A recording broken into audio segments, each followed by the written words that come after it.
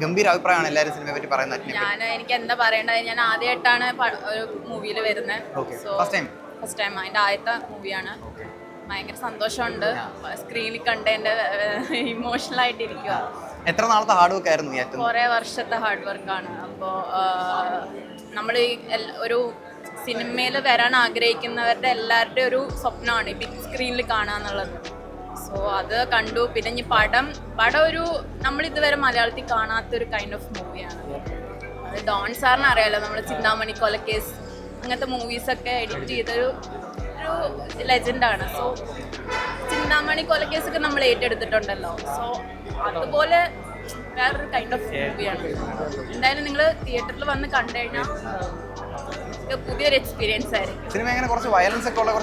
Violence നമുക്ക് certificate ഉണ്ടാകുന്നത് നമുക്ക് ബ്ലഡ് അങ്ങനത്തെ കാര്യങ്ങളൊക്കെ ഉള്ളതുകൊണ്ടാണ്. വേറെ അങ്ങനെ ഒന്നുമല്ല. എല്ലാവരും ഇപ്പൊ പടം വന്ന് കണ്ടു എല്ലാവർക്കും കാണാൻ പറ്റും. ഒരു അച്ഛൻ്റെ വികാരം ഒക്കെ ഉണ്ട് ഇത് കാണിക്കുന്നുണ്ട്. എല്ലാ ഇമോഷൻസിലൂടെ പോകുന്നുണ്ട്. സോ എല്ലാവരും വന്ന് കണ്ടു നോക്കും.